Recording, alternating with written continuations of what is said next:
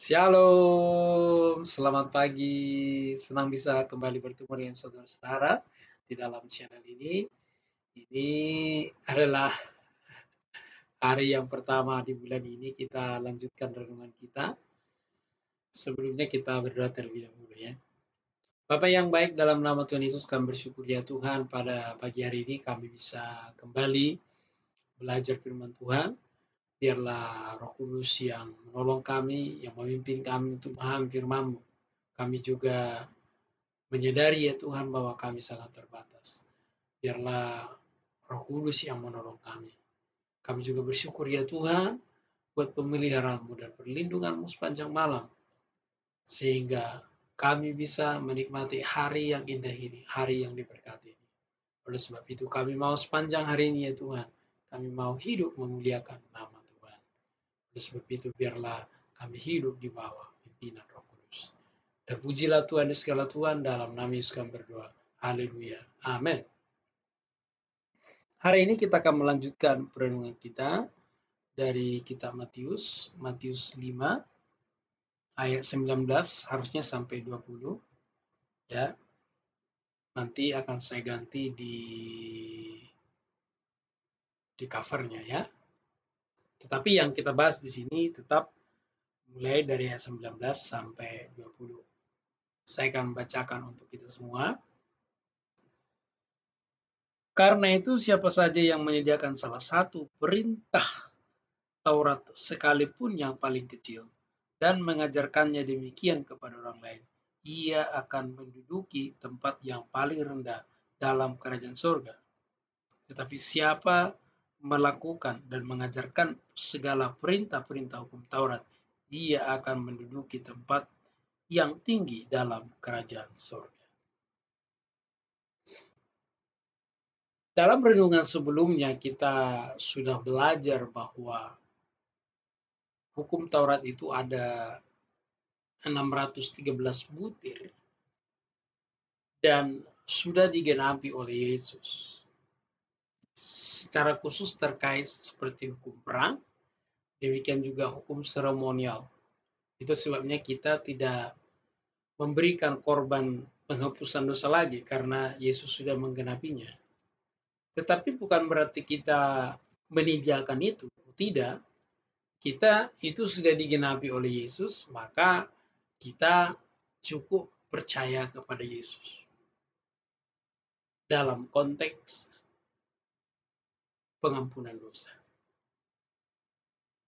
Seperti yang saya katakan sebelumnya bahwa hukum moral itu belum digenapi. Yesus hanya menyimpulkan, nanti kalau kita baca di ayat berikutnya, Yesus menyimpulkan dalam hukum yang terutama dan utama, yaitu mengasihi Allah dan mengasihi sesama. Dalam hal ini Yesus tidak bermaksud meniadakan ataupun merendahkan, tetapi Yesus membuat kesimpulan dari hukum Taurat terkait dengan hukum moral. Jika satu iota saja tidak bisa dihilangkan, apalagi kita menghilangkan satu perintah, wah itu tidak bisa. Kalau kita baca dalam kitab Wahyu, siapa yang menambahi, hukumannya akan ditambahi, siapa yang mengurangi, bagiannya akan dikurangi dari pohon kehidupan. Nah, kita sebagai orang-orang percaya, kita tidak melakukan bukan karena berarti kita meniadakan ataupun mengurangi. Tapi Yesus sudah menggenapinya, maka kita cukup percaya kepada Tuhan Yesus. Biarlah kebenaran Yesus yang menjadi kebenaran kita.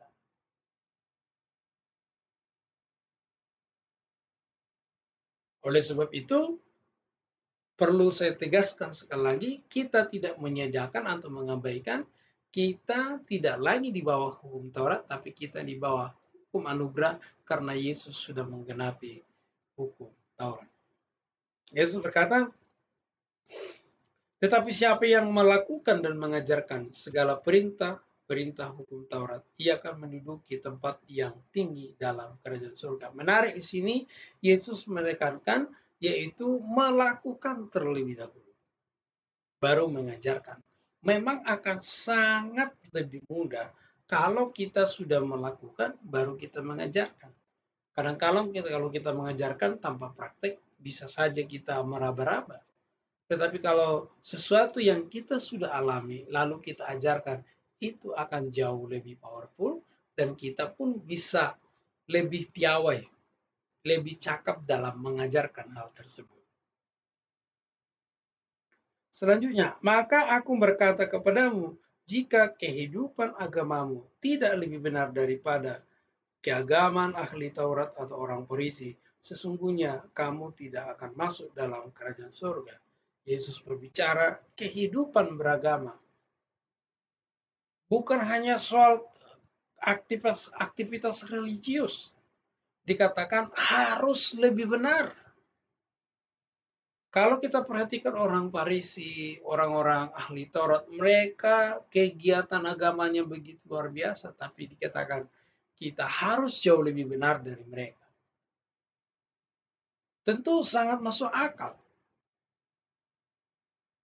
Mereka tidak menolak Yesus. Mereka menolak Yesus, maksud saya. Mereka tidak menerima Tuhan Yesus. Maka dalam hal ini ya kita bisa lebih benar karena kita percaya kepada Yesus dan menerima Yesus. Yang kedua, kalau kita berbicara lebih benar, sekali lagi kita menyadari bahwa tanpa anugerah ya kita tidak bisa merasa diri menjadi orang benar. Kita itu dibenarkan hanya karena anugerah. Ya, kita dibenarkan oleh karena anugerah, maka karena Allah yang membenarkan kita, maka kita harus bertindak sebagai orang benar. Yang parah nanti begini, kita sudah dibenarkan, tapi kehidupan agama kita jauh lebih rendah di bawah standarnya orang Saduki dan orang Farisi ataupun ahli Taurat. Artinya kualitas karakternya jangan sampai di bawah. Kalau mereka hanya fokus pada ritus-ritusnya, kita tidak hanya pada ritus, tapi juga tahap melakukan, mempraktekkan, mengajarkan, menghidupi.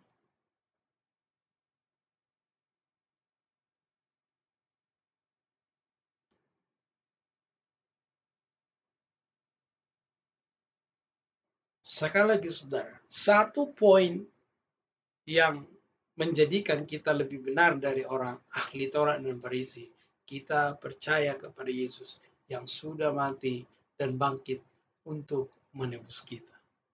Dalam hal ini kita lebih benar. Dan inilah yang menjadi jalan keselamatan bagi kita. Yang kedua, kita dibenarkan bukan karena usaha kita sendiri, tetapi kita harus mengekspresikan bahwa kita ini adalah orang benar karena Allah yang membenarkan kita. Maka dalam hal ini kita bisa lebih benar.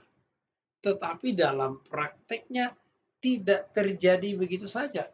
Kita butuh latihan, kita butuh belajar firman Tuhan, kita belajar mempraktekkan hari demi hari, sampai setiap firman Tuhan itu bisa menjadi gaya hidup kita.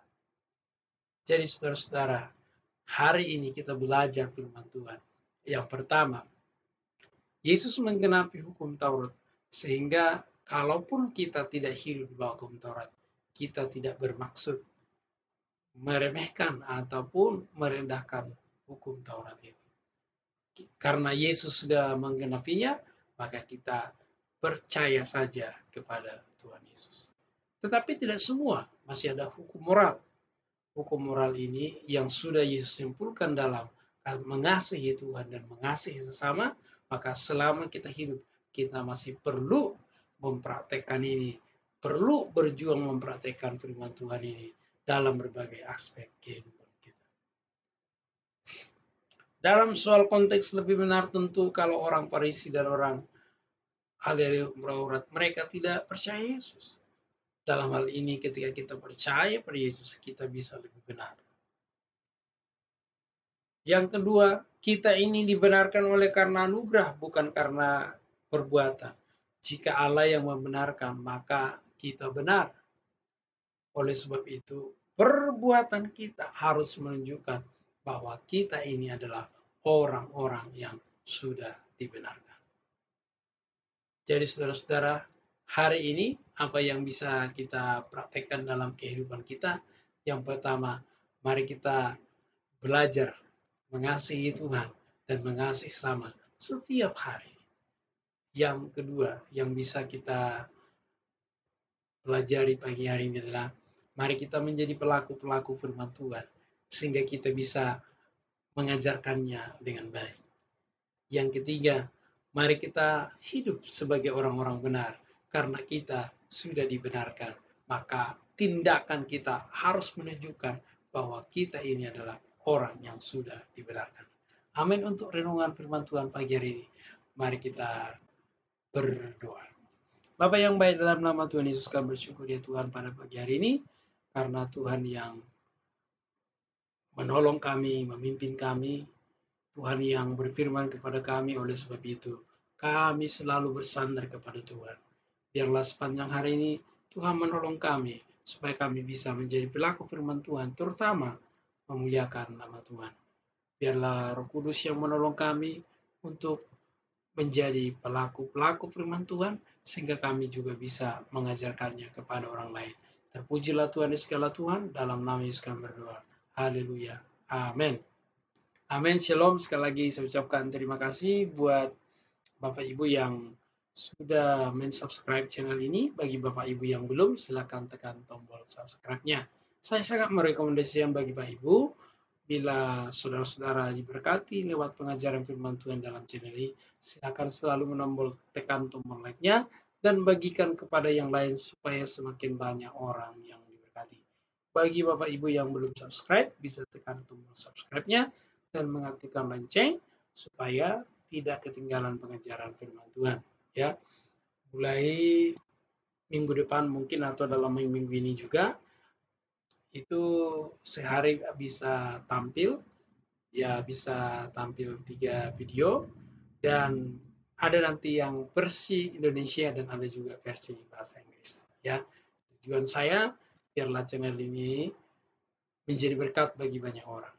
Ya, biar Tuhan yang memberi pertumbuhan di channel ini, biar semakin banyak orang yang diberkati. Terima kasih. Shalom. Selamat beraktivitas.